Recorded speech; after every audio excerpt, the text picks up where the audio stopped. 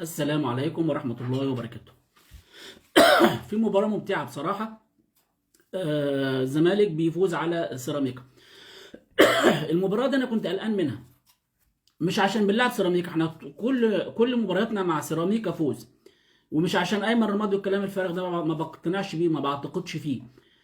المباراة جاية بعد توقف، وأنا متابع الفترة اللي فاتت كلها في الزمالك.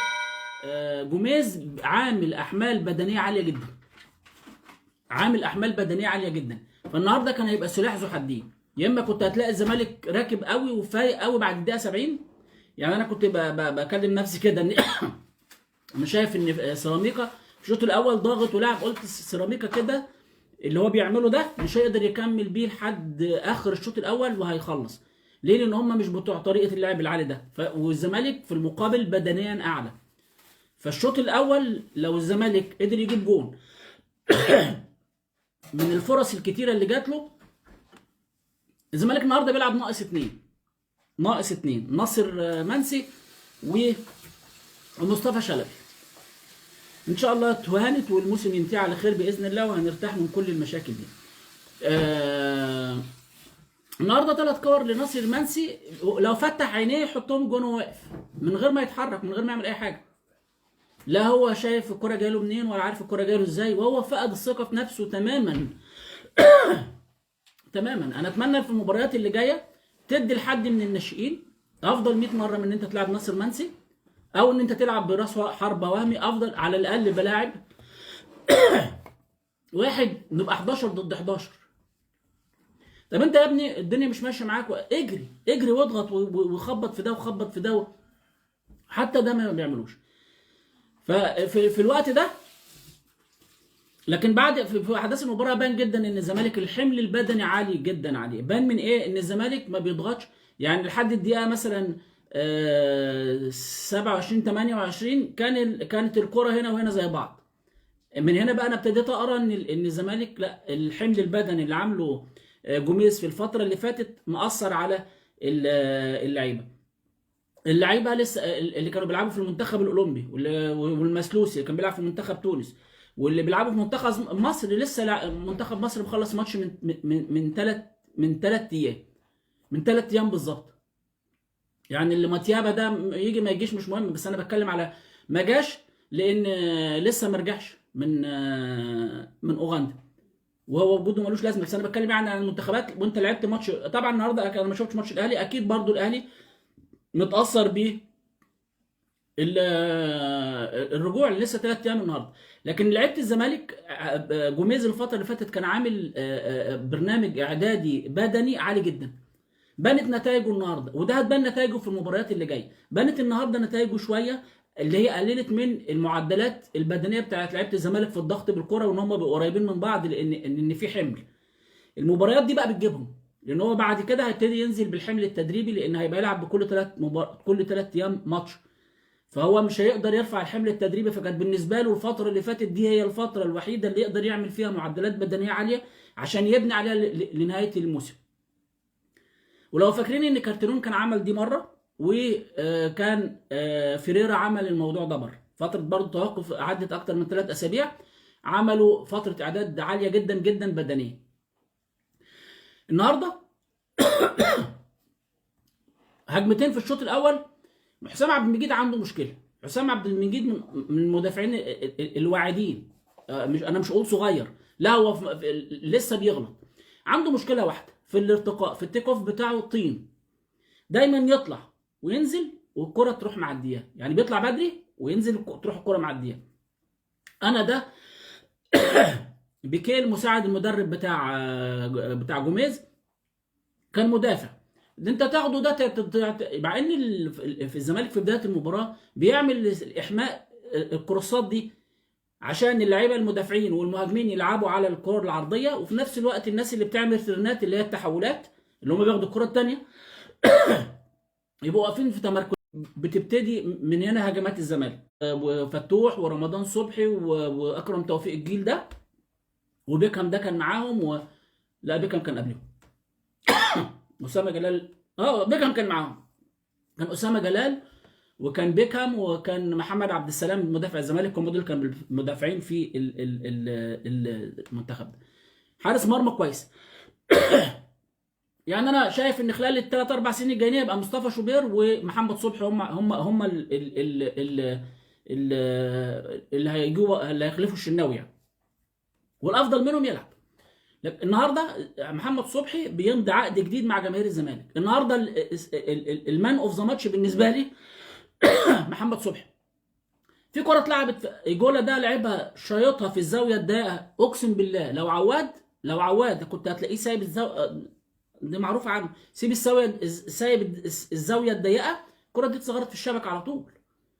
صبحي واقف صح ومركز وعمل تراي روعه، نزل تحت وطلع الكوره. عواد بقى لو عمل عليها تراي دخلها الجول اللي قدامي هيبقى وفر العرض، وبقى واقف سايب القايم كده. انما صبحي واقف من المكان الصح اللي يخليه يقدر. التمركز اهم حاجه، اهم حاجه في حارس المرمى حاجتين: التمركز والتوقيت بتاعه، التايمنج بتاعه. طلع الكره دي. الشوط الثاني بعد الزمالك ما جاب جون الاول، في الشوط الاول قندوسي حط كره في المقص، لو دخلت ما يسالش عنها كان خلاص الماتش خلص كده 2-0 وانت بدنيا مش قادر. الشوط الثاني بعد ما جبت الجون برضو كرة في البعيده راح طاير معاها وطلعها، كل كوره عاليه بيطلع ياخدها. مسك 3 4 كور وفي كورتين ضربهم بالبوكس. النهارده صبحي لو انا هدي المان اوف ذا ماتش هديها لصبحي. لكن عبد الله السعيد طول المباراه من افضل اللعيبه، لكن النهارده ناصر ماهر ما جاش خالص، ناصر منسي مش موجود، ومصطفى شنبو مش موجود تماما. فانت بتلعب باثنين ناقصين، وناصر ماهر اللي المفروض راجع منتخب منتشي يعني لعب 3 4 دقايق كده كويسين. انا لسه لحد دلوقتي مش قادر اكون قناعه. انا عكس انا مش بتاع الكلام، انا عايز اشوف اللعيب في الملعب بيفرق مع الزمالك، بيفرق في المباريات زي ماتش الاهلي كده مثلا، كان عامل ماتش روعه، عمل كام اسيست واتحرك وكان عامل شغل كويس جدا. يمكن الخبطه اللي اتخبطها دي اثرت جايز. فاللي كان بيلعب من عبد الله السعيد وزيزو. النهارده دونجا كان واضح عليه الاحمال البدنيه عاليه جدا جدا جدا. النهارده من اقل مباريات دونجا مع الزمالك من فتره طويله، من ساعه ما رجع لمستواه لكن انا متاكد ان ده سبب الاحمال البدنيه اللي عاملها جوميز الفتره اللي فاتت. ان شاء الله المباريات اللي جايه تقدر تبني على الماتش دي اهميه المباراه دي. وده اللي كان قلقني من المباراه دي، ان انت راجع من فتره توقف، انا مش عارف ايه الموضوع بعدها. وانا بستشهد بمباراه الاسماعيلي. المباراه كان النهارده انت ضامن الدوري، ضامن ان انت تطلع تلعب افريقيا السنه اللي جايه، لحد بقى ما تشوف مين اللي هيفوز بالدوري في الاخر. امبارح بيراميدز قضى على الموضوع، فوزوا على سموحه خلاص كده. هيبقى لو الزمالك فاز بالاربع مباريات او اللي فاضل له، ده دي من المباريات اللي فاضل له بلديه المحله وبلديه المحله وطلائع الجيش وفاركو. الثلاث فرق دول من الدور الاول لو كسبهم هيبقى برضو بيراميدز متقدم بنقطه. يعني حتى لو بيراميدز فاضل له ماتش مع الاهلي، لو خسروا مش هيفرق حاجه، برضه هيبقى متقدم على الزمالك بنقطه. فده برضه القى بظلاله النهارده على اللعيبه، ان احنا خدنا الكونفدراليه هنرجع تاني نلعب في الكونفدراليه السنه اللي جايه، وفي طموح كبير ان في فرقه جامده جايه السنه اللي جايه باذن الله. لكن يلا قدر ما شاء فعل. ده برضه القت بظلالها نفسيا على اللعيبه اللي راجعه من المنتخب تعبانين، واللعيبه اللي كانوا بيعملوا حمل بدني في الفتره اللي فاتت باين عليهم النهارده. لكن في المباريات اللي جايه انت من النهارده هتحاول بكره ممكن تعمل استشفاء وتدريبات خفيفه وتدليك وحاجات زي كده، ودوبك هتعمل لمباراه اللي هي بتاعته تاني يوم العيد باذن الله ان شاء الله. فالزمالك النهارده عمل المباراه كانت حلوه، الزمالك بيلعب بالرغم من ان البدنيا مش قادرين، لكن الكره الحلوه موجوده والروح والدوافع موجوده. لو انت عندك واحد غير ناصر منسي ومصطفى شلبي، ده نفسي اشوفه بيعمل حاجه في حياته. يمكن النهارده شاط شوطه هي كره هو لعيبه عايز يعملها ار2 تروح في البعيده، جت في الباك وراحت على المرمى. هي كانت طالعه بره يعني. النهارده الكره بتاعت حسام عبد المجيد انا شايفها طرد. احنا عمرنا ما هنكذب ان انا شايفها طرد. كان في كره اختها بالظبط في ماتش بيراميدز، بس حسام ما مسكش اللاعب، الكره اتقطعت وفينسون مانيلي راح من ورا حسام وخلاص، وكانت جوه ال 18 كمان. ولكن والمسلوسي كانت نفس الكره بالظبط بالظبط، لكن المسلوسي من نفس المسافه دي يمكن كان ابعد كمان، وجري وعمل تاكلينج وطلع الكره. النهارده الحكم ده اصلا صاحب كوارث مع الزمالك، صاحب كوارث مع الزمالك. شاف ان المسلوسي يقدر يروح يقطع الكوره، ان المسافه اللي فيها القندوس، او القندوس كان بالحج او القندوس، المسافه دي يقدر المسلوسي يجري ويقطع الكوره. وهو ده اللي اتناقش. الفار بيقول له تعالى شوف ان كنت شايف انت المسافه دي تسمح. هو شايف ان المسافه دي تسمح ان ممكن المسلوسي يروح يقطع، لكن انا من وجهه نظري لو كان ادى طرد، برضه تقديره انه كان ادى طرد كنت هبقى مقتنع بيه. لكن هو شاف ان المسلوسي، وطبعا الزاويه ما فتحتش جامد، كان فين محمد صبحي؟ لو كان محمد صبحي على خط ال 18 كان ممكن يبقى انا، لان الكادر جايب الزاويه دي. لكن هو شاف ان المسلوسي يقدر يروح يقطع الكره دي. لو الكره دي 4 5 خطوات قدام ما كانش هيبقى فيها حاجه، ما فيش فيها حاجه تاني غير طرد. النهارده حسام عبد المجيد كان غير موفق خالص. مشكله حسام عبد المجيد، مشكلته انه لما بيغلط غلطه بيعك. عايز يهدى شويه. هو انا مقتنع بيه جدا، والاخطاء دي وارده في كل، انا بشوف فان دايك وبشوف مدافعين افزاز يعني بيغلطوا اخطاء ساذجه يعني اكتر من كده كمان. والزمالك ليه ضربتين جزاء. الكره بتاعت ناصر ماهر لعبها في ايد الراجل واضحه جدا، والمسافه الراجل ايده عامل ايده كده. لو انا عامل ايدي كده مثلا ما لحقش يلمها، او ايده كده، لا ده رافع ايده كده، فجت في ايده واضحه. واختها بالظبط كانت بره ال 18، حسبها هاند بول وادى الراجل انذار وجوه ال 18. طب ما تبقى ضربه جزاء، ما حسبهاش. واحده ثانيه مصطفى شلبي برضه مش عارف شاط ليه، كان المفروض يدوس على الكره وينزل شويه كمان. لو عايز تشوط تنزل 3 4 خطوات وتشوط هتبقى افضل. الكره من بعيد وراح ساندها وراح شايط، راحت جايه في ايد رجب نبيل برضه، رايح بايده من ورا كده، وراحت الكره جايه له في ايده من هنا كده، وطلعت ضربه ركنيه. الحكم حسبها ضربه ركنيه، والفار قال له ضربه ركنيه، خلاص برضه ده تقدير.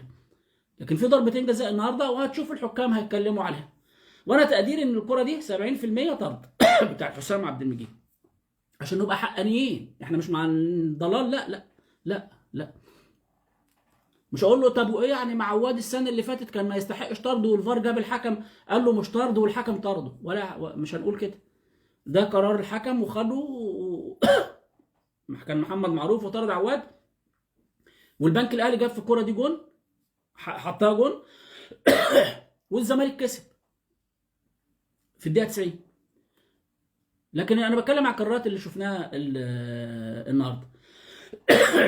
الحمد لله ان المباراه دي عدت. في نواقص كتيره، وانت اصلا كده كده بتلعب ناقص 2، ناصر منسي ومصطفى شلبي. انت لازم السنه اللي جايه تجيب 2 هافات شمال، واحد اجنبي واحد تاني. مصطفى شلبي 30% يقعد. انا من وجهه نظري لو مصطفى شلبي يقعد نسبته ما تتعداش ال 30%. لعيب لا لا خالص خالص بصراحه يعني. ناصر منسي من قبل ما يجي والناس فاكره كلامنا، انا ما كنتش مقتنع اصلا اللي مرتضى منصور ولا بالحاج بتاع النهارده، ده هكس ده كله. ولا اللي كنت ممكن، لان الزمالك ما كانش فيه مدافعين ولا مساكين في الوقت ده، كان محمود شبانه يجي عشان يبقى عندي على الاقل عدد واحد قاعد على الدكه. النهارده تبص على دكه الزمالك كده التغييرات ما فيش حد ينزل، ما فيش ولا لعيب ينزل ليه لازم. يعني كل اللي قاعدين على الدكه ممكن يمشوا، اوباما وابراهيم النضاي ونيمار ده ملوش معنى ولا طعم ولا بيأدي، ولا انا عارف لو بيلعب فين ولا بتاع. الراجل زياد كمال ده جه لعب عليه، ومحمد شحاته بسم الله ما شاء الله تحطه في اي مركز يلعب عليه، العيال اصغر منه. فالحمد لله النهارده شايف من اهم مكاسب المباراه النهارده ان الزمالك بقى عنده حارس مرمى.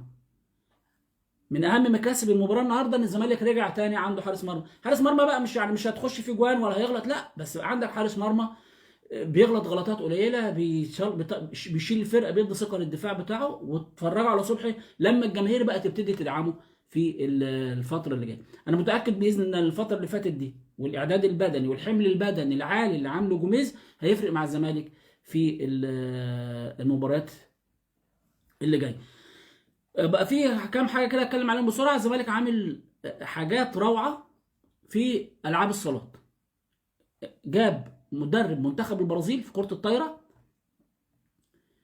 مدرب روعة. وجابوا لاعب منتخب البرازيل كلاس A بيلعب في مركز 2 اوبزيت مكان رضا هيكل، اسمه رينان بوياتيه. لعيب بسم الله ما شاء الله، بسم الله ما شاء الله، يعلنوا عن الصفقه قريب. وامبارح اتعاقدوا مع مدرب اسباني لكرة اليد، كان بيدرب في برشلونة، كان مدرب في برشلونة مش مدير فني، مدرب مسك أندية كتير واخد معاهم بطولات كتيرة، مدير في السعودية، خد بيه دوري وكاس والدحيل، ودرب أندية كتيرة، ودرب في أسبانيا كذا نادي، ودرب في أندية كتيرة، مدرب مميز جدا يعني. دي اهم حاجه. انا كان نفسي اللي ناقص، وطبعا جابوا في الطايره الراجل اللي انا بقول لكم عليه، وجابوا في اليد في 3 لعيبه جم، وكريم انداوي ان شاء الله يرجع. جابوا حارس مرمى الشمس ومنتخب مصر الناشئين، هم جايبينه من اول الموسم، بس كان الاتفاق ان هو يمضي ويجي للزمالك، بس يجي من بدايه الموسم ده. وجابوا واحد اسمه بيبو من هليوبلس، وجابوا بلال جلال، اتفرجت على لقطات ليه امبارح، لعيب كويس، بيلعب باك يمين مكان احمد الاحمر كده، لعيب كويس برضه، لعيب سريع وخفيف، وان شاء الله يكونوا اضافه للزمالك. وفي 3 لعيبه تاني باذن الله بيتعاقدوا معاهم، وفي كريم انداو ان شاء الله يكون موجود. يبقى انت كده سديت حراسه المرمى، والاثنين السبكي والحارس اللي انا كنت بقول لكم ده مش اسمه احمد مجدي، هو اسمه احمد وليد واحمد مجدي، الاثنين مع بعض، ومحمد وليد، احمد وليد واحمد مجدي، هو الحارس المرمى ده مشي يعني. ودي احسن حاجه عملوها.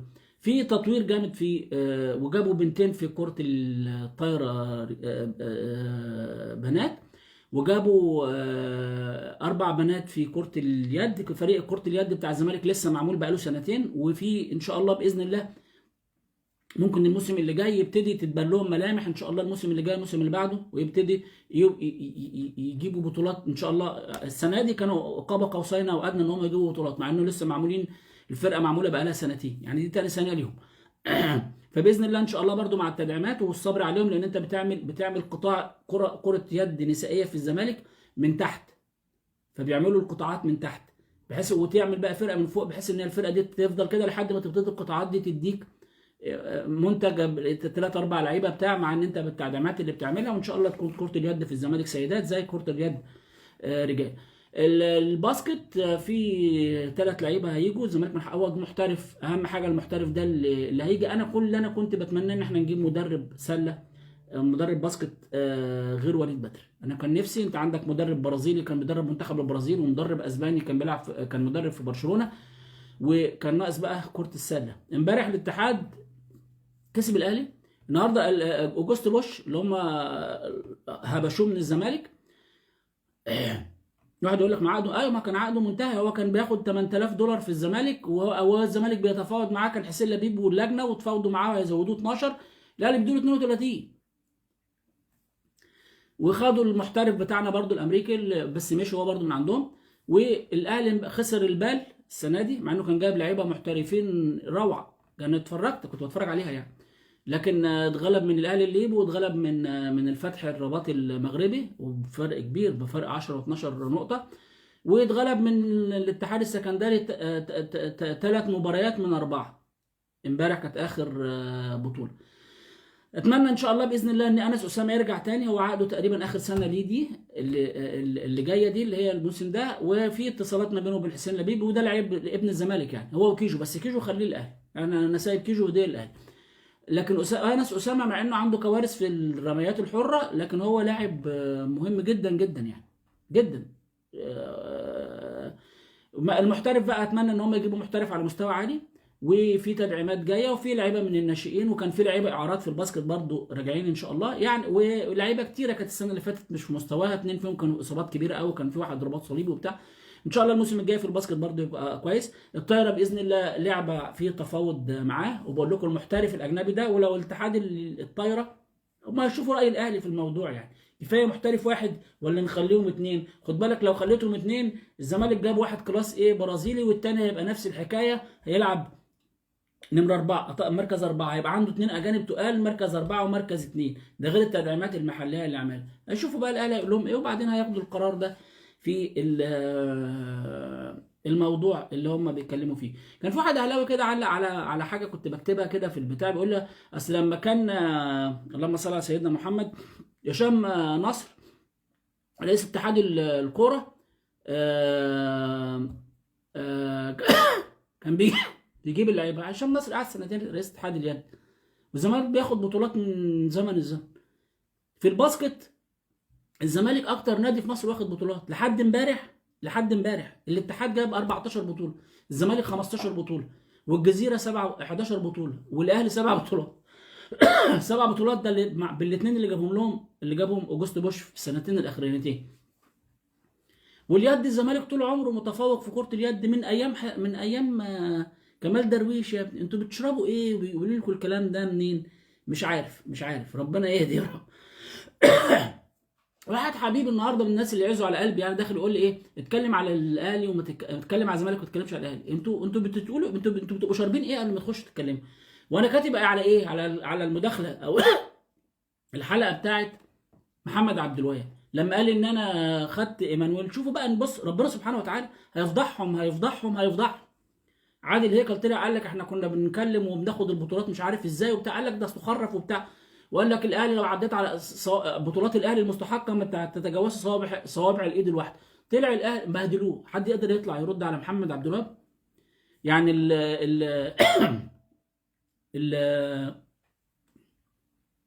اللجان الالكترونيه اللي على راسها شوبير واللي على راسها سيف زاهر ودول، يبقى حد فيهم يقدر يطلع يعلق على محمد عبد الوهاب؟ ها؟ اتحدى واحد يطلع يرد على محمد عبد الوهاب، ده يمسح بيه الارض. ده هو في الحلقه دي كان بيشتم مجلس الاداره كله بتاع الاهلي، قال لك ده لو واحد انا لو مزاملهم في المجلس مش هتعامل ولا مع ولا واحد فيهم. وقال لك انا خدت ايمانويل ايمونيكي. ما احنا بنقول لكم كده من زمان، انتوا سبب مفسده الرياضه في مصر. تهربوا اللعيبه انت ترضى بده، لكن انت عشان انت بقيت اهلاوي فبقت ترضى بالظلم وترضى بالفساد وترضى بالفجر. يا ريت بس انت راضي بيهم، ده انت بقيت بتدافع عنهم. فتلاقي اي واحد اهلاوي تكتب حاجه ما يخشش يرد عليك لا، يقول لك اتكلم على الزمالك. ما انا ما بتكلمش على الزمالك، ما اسف ما بتكلمش على الاهلي، انا بتكلم على كلام اللي قاله محمد عبد الوهاب عن الزمالك. بس هم ما بيفهموش. ما هو لو فهموا مش هيبقى اهلاوي. هو لو فهم مش هيبقى اهلاوي، هيبقى اهلاوي ازاي؟ الراجل انا بتكلم على الكلام اللي قاله محمد عبد الوهاب عن ايمانويل ايمونيكي لاعب الزمالك. ما محمد عبد الوهاب ما قال كتير، ما اتكلمتش عليه ليه؟ محلة قفشه طلع فاضح الدنيا وفاضح اوضه اللبس في الاهلي لكن الاعلام يقدر اقسم بالله لو ده قفشه في الزمالك وقال الكلمتين دول ده كان استضافوه في كل البرامج وجابوا له نار وكانوا غنوها. شوف قفشه قال ايه ويقصد مين. بص والله اللهم لا حول ولا قوه الا بالله، بيقول لك الحمد لله على نعمه الاهلي. نعمه الاهلي ده كلها فساد. انهي نعمه دي؟ انهي نعمه من كلمه بتتقال والقطيع كله يقولها. القطيع كله يقولها. يقول لك اصل قفشه يقصد شيكابالا. بقى قفشه اللي في نفس الحلقه شكر في شيكابالا، قال لعيب ولعيب ولعيب ولعيب ولعيب وكذا، ولسه في برنامج فات قال انا نفسي شيكابالا يديني ربع رجليه الشمال. وشيكابالا بتاع لقطه اللي هو اصلا بيلعب كوره من قبل قفشه ما يتولد، وبيقول له ده انا في الماتش ولعبت وعملت اسيست وامام اللي خد البتاع. وانت اللعيبه بتحب تاخد اللقطه، واللعيبه طول النهار تطلع في برامج وطول النهار تطلع في برامج. مين اللي طول النهار؟ مين اللي عمل 5 6 7 8 حلقات في الشهرين اللي فاتوا؟ مين؟ شيكابالا ولا قفشه ولا كهربا؟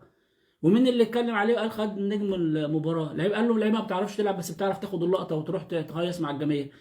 انت تعرف كريم ندفد؟ يعني بيتكلم على اوضه الاهلي اهو.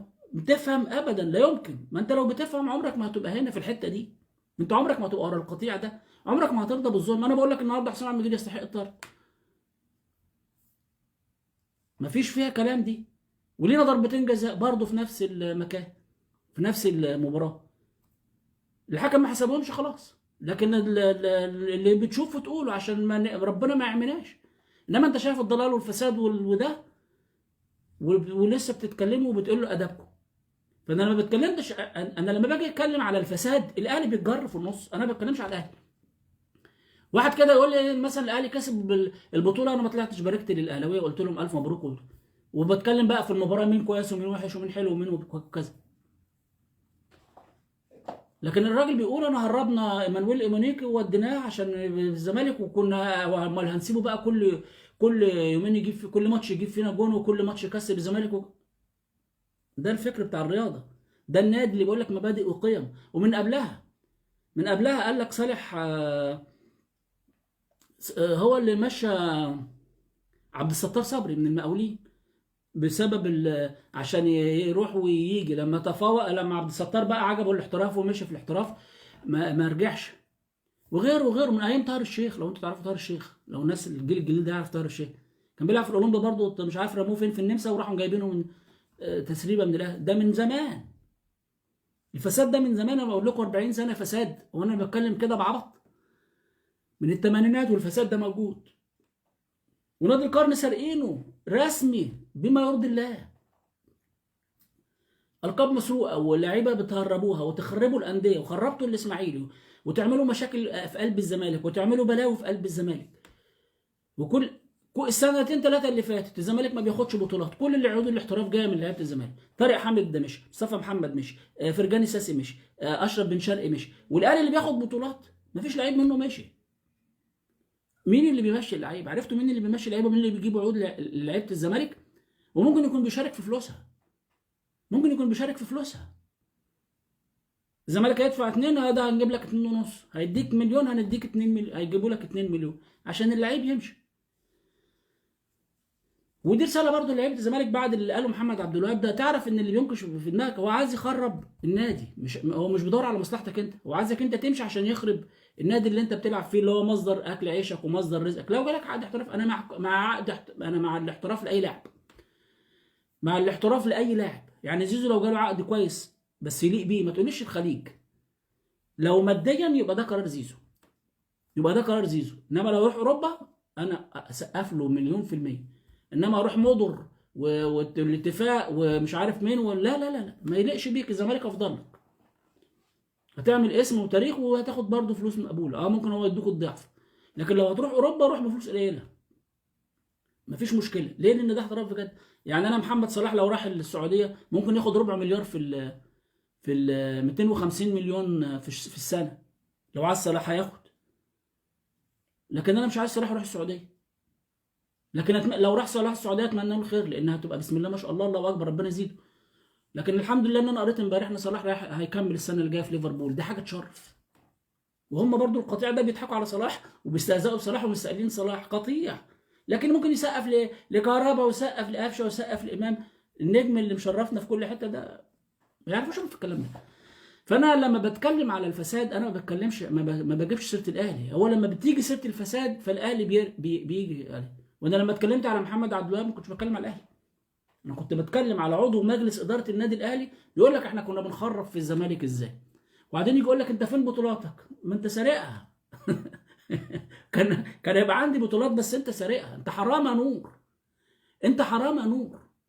الراجل اللي اداك لقب نادي القرن كان عضو مجلس اداره النادي الاهلي وكان سكرتير الاتحاد الافريقي. عضو النادي الاهلي وسكرتير الاتحاد الافريقي، زي رئيس وكاله الاهرام للاعلان هو رئيس النادي الاهلي، ونائب رئيس وكاله الاهرام للاعلام هو نائب رئيس النادي الاهلي. وبتتكلموا عن ضمير وذمه ودين. حسبنا الله ونعم الوكيل. واشبعوا بالبطولات، ملعون ابوها دي بطولات. الحاجه اللي بتيجي بالحرام ملعون ابوها مليون مره، بناقص منها مليون مره. وشيل وعبي في رقبتك يوم من الايام. يلا ان شاء الله خير باذن الله. والمباريات اللي جايه باذن الله الزمالك ان شاء الله هتبتدي تلعب بقى كوره، وهتبقى مش هيبقى فيه الحمل البدني ده كويس. الحمل البدني ده العالي. انا كنت قلقان من مباراه النهارده، وكنت هزعل قوي ان احنا نخسر مباراه او نضيع مباراه النهارده، لان انت ماتش الاسماعيلي وماتش الجونه دول 6 نقط مضمونين. لو خدتهم كان زمالك بتلعب، يعني انت دلوقتي ضامن المركز الثاني على الاقل وتلعب على الدوري برضه. رحت اتعادلت مع الاسماعيلي في نفس الظروف زي بتاعت النهارده دي. وماتش الجونه انا مش فاهمه لحد دلوقتي وعمال ادور فيه. لكن ماتش سموحه ده كان من مباريات الدور الثاني. ماتش فيوتشر كان من مباريات الدور الثاني، ما كانش فارق معاك. كنت تقدر تعوض في المباريات اللي جايه. يلا الحمد لله قدر الله ما شاء فعل. وان شاء الله يكملوا الموسم على كده ونوصل لافضل مكان نقدر نوصل له ان شاء الله. الدوري انا شايف ان الدوري لحد دلوقتي مش بعيد عن الزمالك. وان انت تلعب ان انت تاخد الدوري، وعندك الكاس وعندك الكاس كاس السوبر المصري، وان شاء الله كاس السوبر الافريقي ان شاء الله يحددوه باذن الله يكون ليك يعني تاخد اكبر عدد من البطولات السنه دي. وباذن الله لكل حادث حديث السنه الجايه، لان الفرقه دي هتتغربل باذن الله. يلا اشوفكم على خير باذن الله والف مبروك. السلام عليكم. اوكي 1 minute.